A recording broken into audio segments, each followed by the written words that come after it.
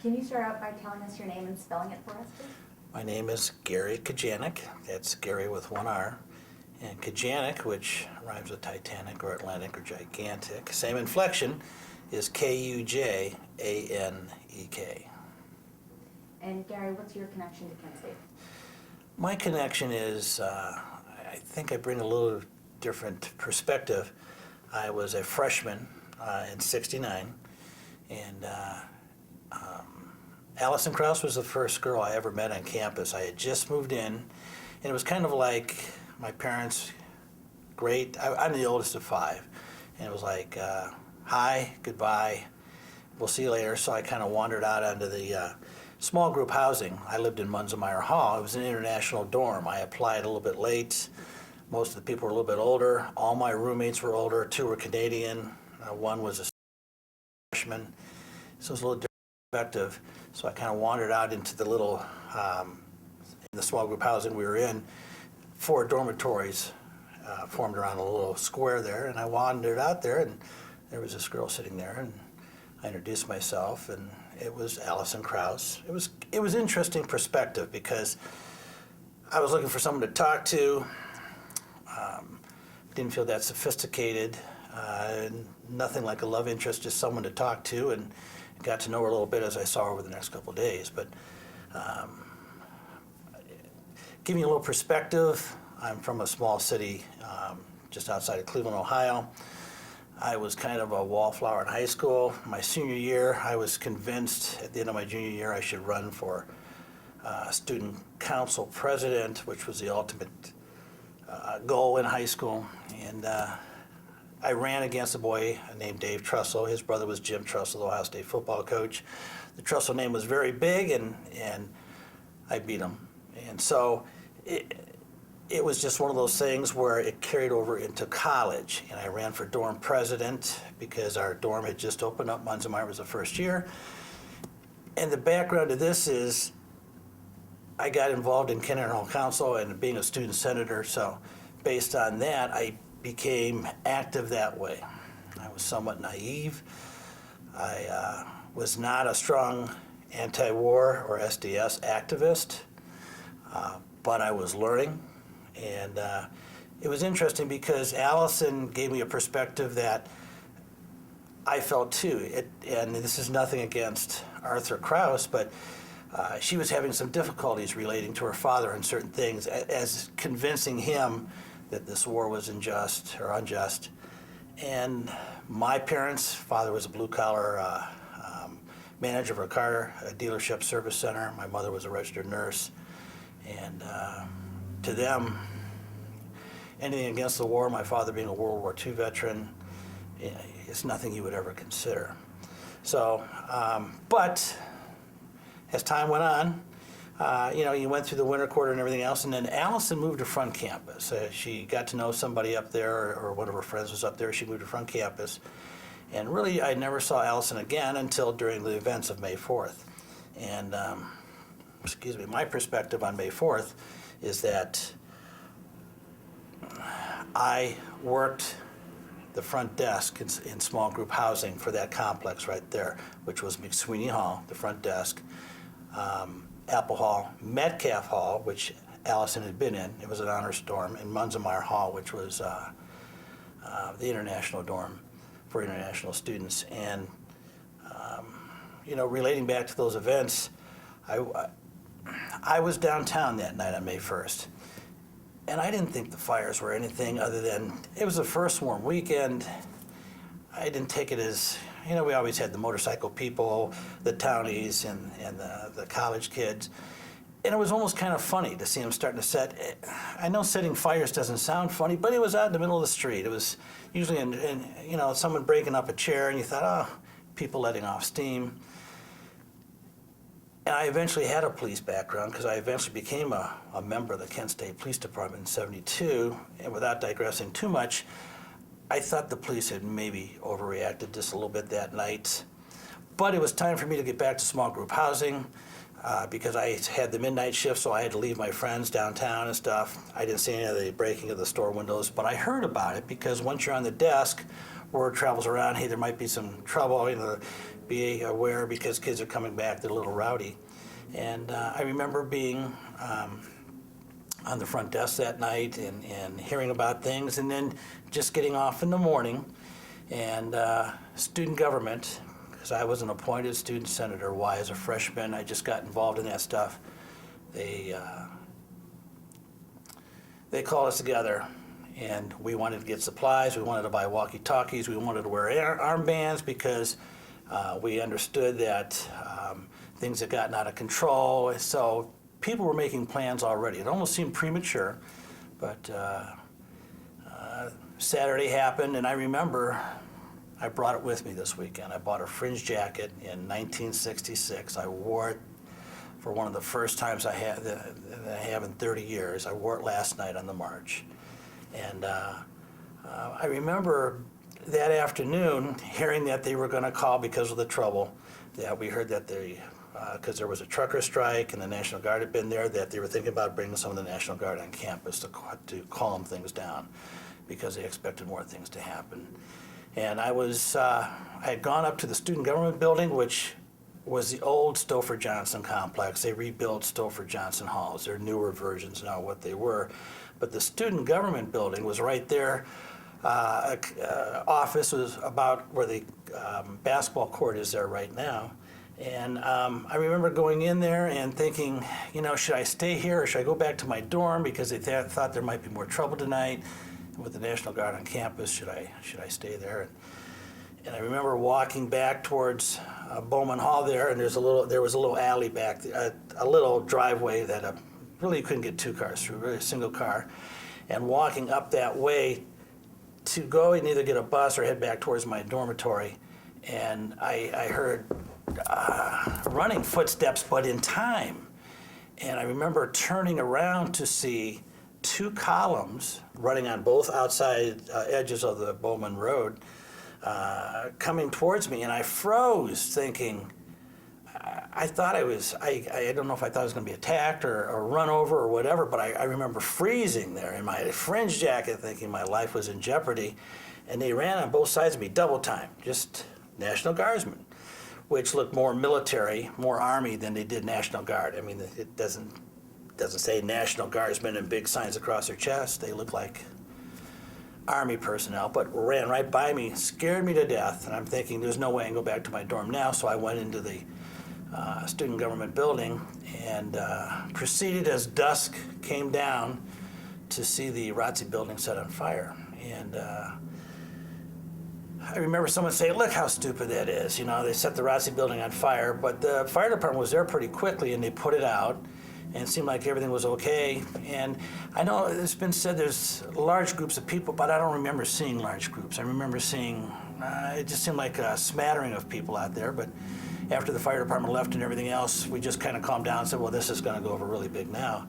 And then it was, all of a sudden someone said, look, it's burning again. And it was really burning this time. I mean, it was just really, just the fire was much larger. The fire department came a second time, and I don't know if they were close by. They responded pretty quickly this time. And as we were watching them try to put it out, we saw people running over towards the hoses, which I did not know they were a cutting instrument. It looked like it was a sledgehammer or something from a distance, like they were trying to hit the hoses, and we thought, I remember someone saying, what are they doing? Because it didn't make sense. And then all of a sudden seeing a hose jump up, how a severed hose because of the water rushing, flopping around, we're going, it just seemed like it was so out of control. And then things escalated from there, because now we're getting reports that guards are coming across, they're chasing kids back into dormitories. We're panicked trying to think, there's no way we can get back to our dorm. We're trying to call over to the dorm. We're hearing that the resident assistants are telling people to keep away from the windows. You're looking outside, and helicopters are flying overhead with searchlights, and not just a small helicopter you might see. Sikorsky, the big the two-story helicopter, and big searchlights, and there was so much misinformation. It just, we were told that people were being stabbed with bayonets, and I think later on we found out that maybe one person was stabbed in the leg with a bayonet, maybe a couple, but it sounded like people were being slaughtered in a way. I mean, people stay away from the windows, martial law is declared, and I had to get back because I had to do the desk again. And I remember going back, it seemed like I was in a CIA type of situation, commando undercover. I mean, not that I had guns or weapons, but I was trying to get back to my base of operations, my home, my dormitory, scared to death, sneaking around, thinking that we were going to be discovered and either clubbed or bayoneted. But get back to the dormitory, and I check into work, freaked out, and calmed down over the night, thinking what's the next day going to bring. And I forgot to mention that the Friday night before, that morning, that Saturday morning, I got a phone call, and I'm downstairs right now with Jack Krause, one of my old high school, one of my old college roommates, and we were just talking about how much we like to goof around and play jokes. And the call I got, the person on the line said, "This is President White. I want to speak to the area coordinator," who was Ron Klepsik at the time, who lived in Munzmeyer Hall, my hall. And I said, all right, guys, I'm not buying this at all. And they said, no, this is President White. I need you to go ahead and contact the area director and the staff, resident assistants. Let's get together. Yeah, I need to talk to him. And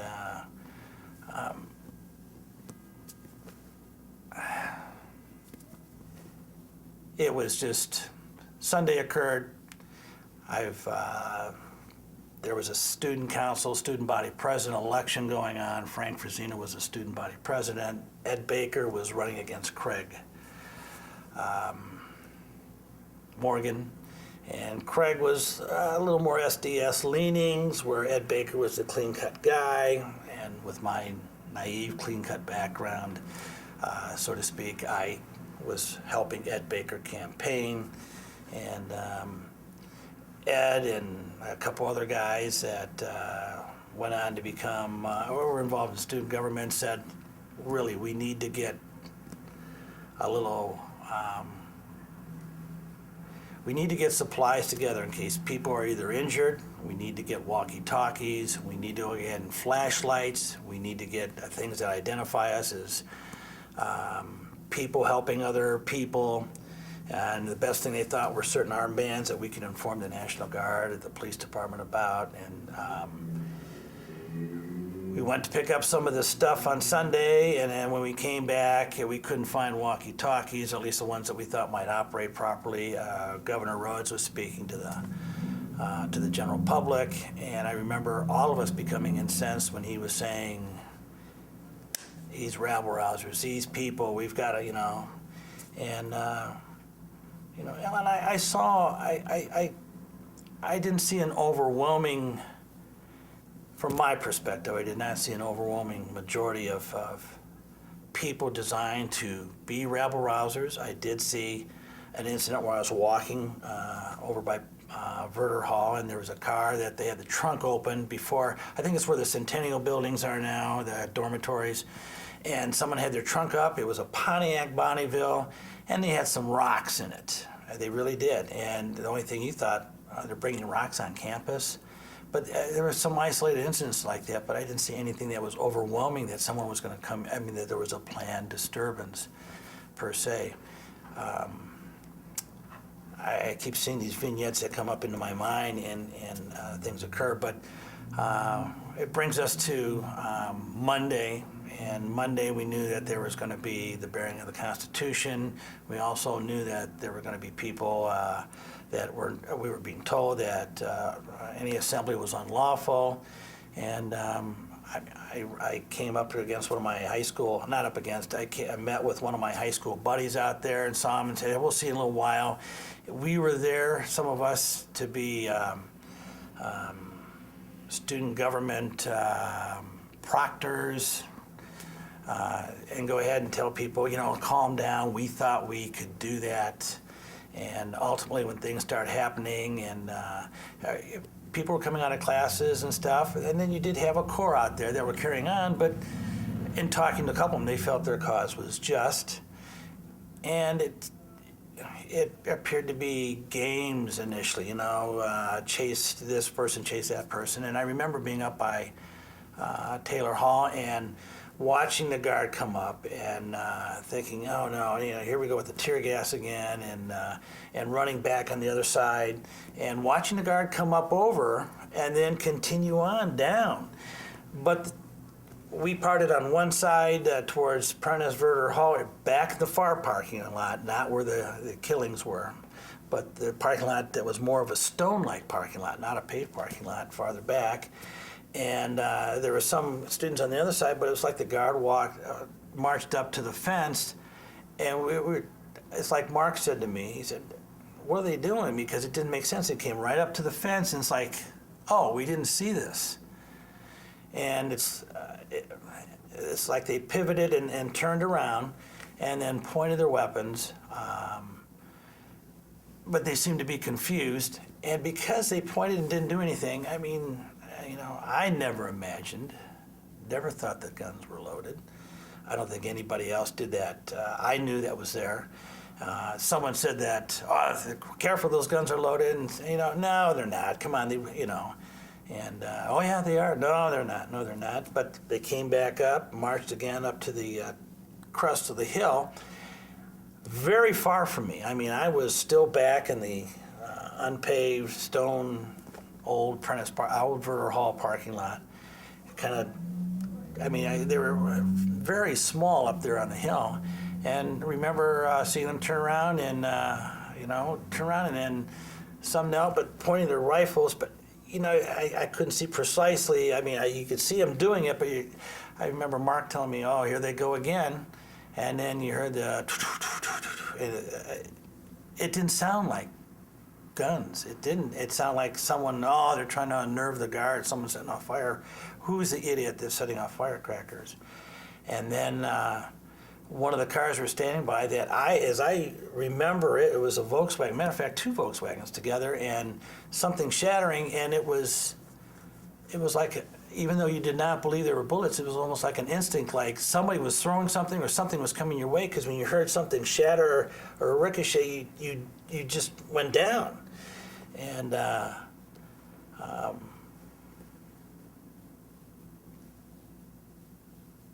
was a silence of the ages. I mean, it was like, it stopped. It seemed much longer to me than 13 seconds, but it was just this tremendous silence. And then you started hearing screaming, and people, and it was farther away from me because it wasn't right by me. It was farther up, so Mark and I started walking up and asking each other what happened. And as you got closer, people started forming, telling you to stay away, started forming rings around people holding hands, and we started walking farther up, and then you could hear the ambulances coming, and I remember an ambulance flying over a hill thinking, they're going to kill more people than have been, they're going to hurt more people than have been hurt already, because we did not really realize that anyone had been killed. It was just, it was a stunning revelation moment.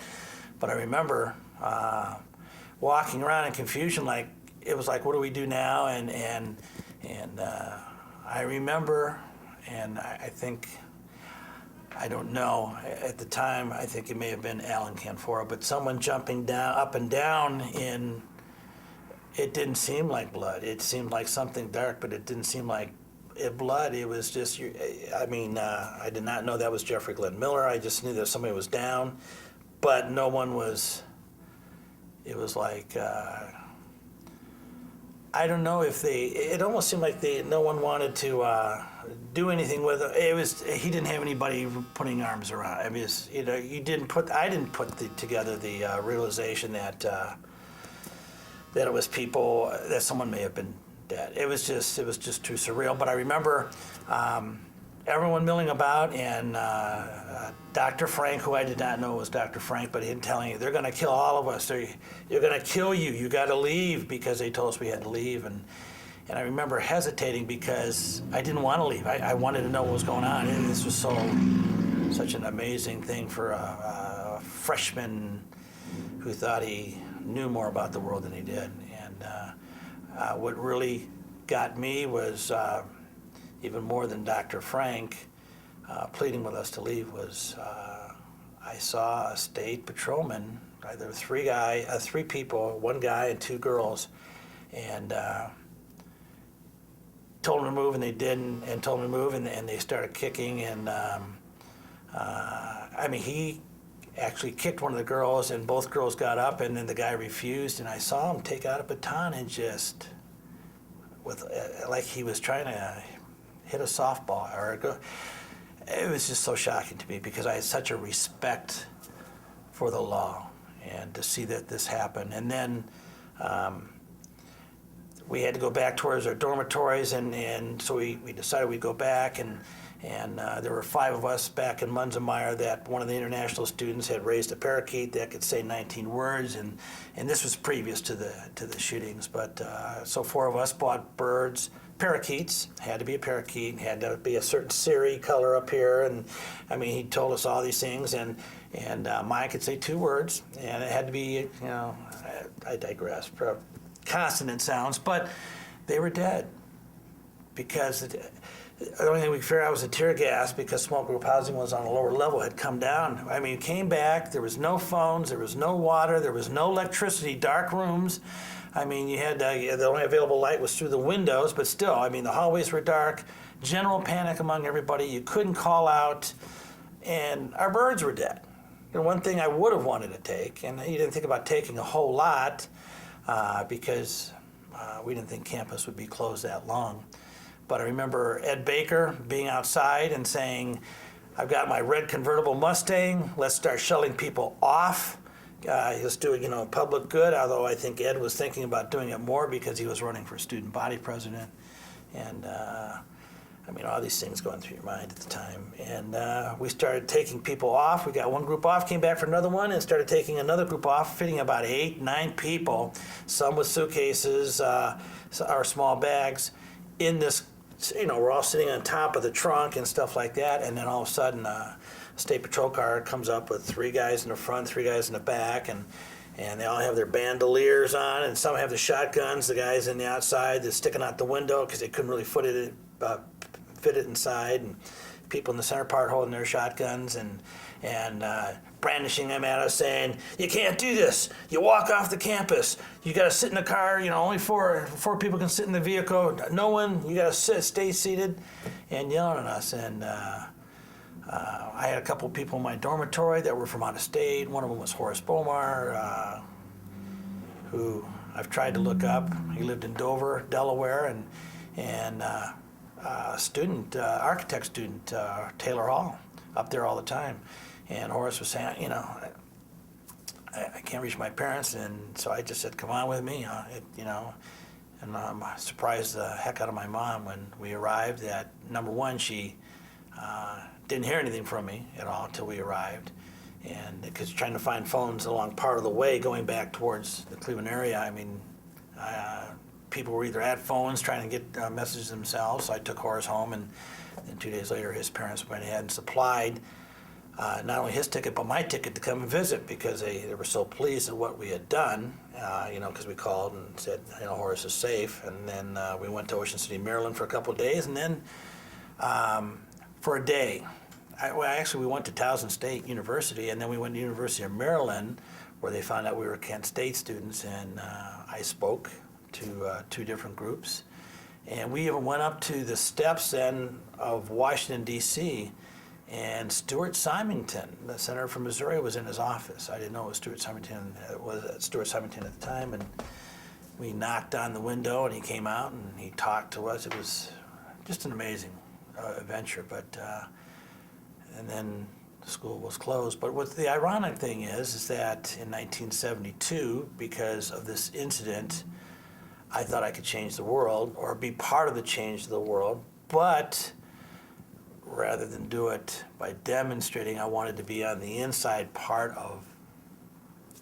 I went to a police academy that was specially constructed at Kent State. I mean, all of a sudden, Kent State got all this influx of money because of what was happening. Ironically, they didn't want to pay it to the families for the wrongful deaths, but the state supplied plenty of money to the university, and I went to a police academy that was a year long.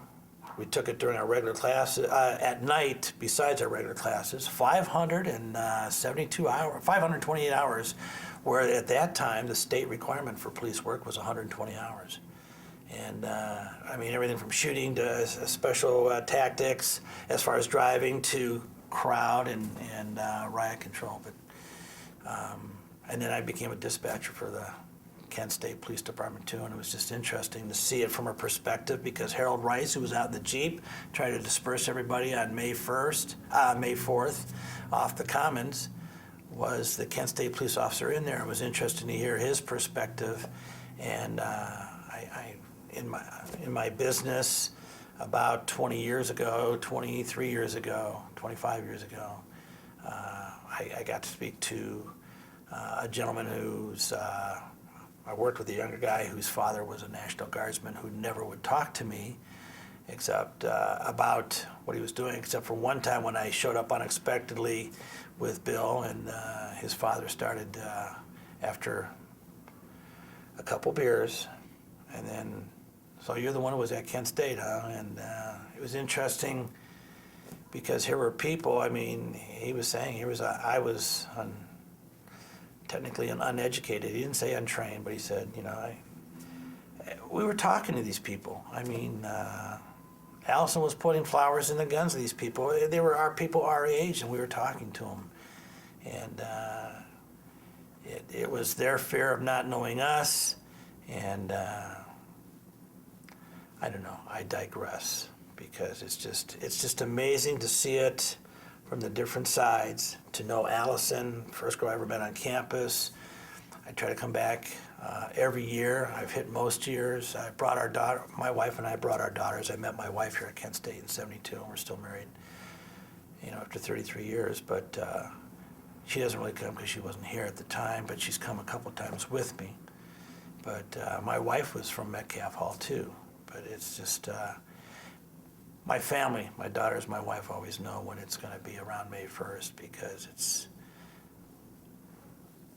I just become a little irritable for some reason. It's just the unfairness of something that happened, which a lot of people try to minimize that weren't here, you know, some of the general public, or the remarks they should have shot them all, and not realizing that even though I didn't receive any physical wounds, either from either a beating or a bayonet or a baton or shooting, you know, wounded, there's still scars there. Robbie Stamps moved into my dorm, and it was always interesting because we used to tease Robbie because he got shot in the buttocks. But it was interesting at night sometimes over a pizza or something, how serious he would get about it, and just reflect on it. So there's been a lot of in and outs, knowing the police officers who were part of, really it was a security department before it was really a police department at the time. I know John Peach, who is chief of security at Kent State now, and it's amazing how they have learned. And I mean, when you look at everything that has transpired here and how they, you know, I'm leaving May 4th to go back today, to go back to my car, and I just was talking to John, and you know, just reminiscing on some of the people we knew. And as I turn around, one of his lieutenants said, "Hey, Chief, take a look." And there came down a whole group of people in red and black shirts protesting the immigration law for Arizona. And it was like, what's coming our way? And John just came out to, you know, meet one of the leaders, and he said, you know, we just want to, and John said, great, you know, it's, the wrong has not been rectified yet, but a lot of people have learned and a lot of things have changed. But for what the Krauses went through, and I mean, to hear sometimes Doris relate, I can't imagine on some of the things, the phone calls, the mail they got, the dissatisfaction, being a father now of two daughters, one's 27, one's 25, that have made it past the age that Allison was when she got shot. I can't imagine, even though, and my daughters disagree with me now, and I can relate to what Allison was telling me, because I was disagreeing with my parents on things too, and she was saying her father didn't quite understand her. And I'm sure they brought him around, Laurel and Doris, just simply by what happened. And I can't imagine what these people went through for the disbelief, the hatred that was sent to them either through, I'm sure they got phone calls, but especially mail. And it was a travesty. A travesty what happened, especially since it dragged on so long. I was talking to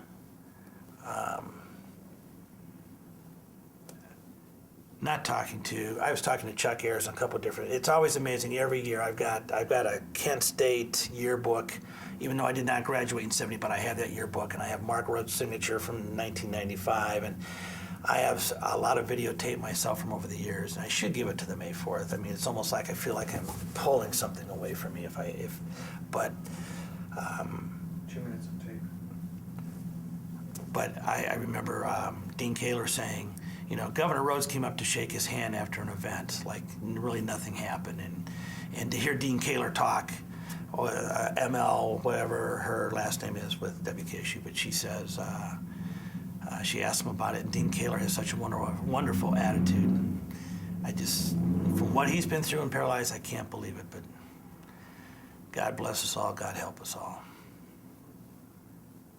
Thank you so much for coming and sharing your story with us. Thank you for having me.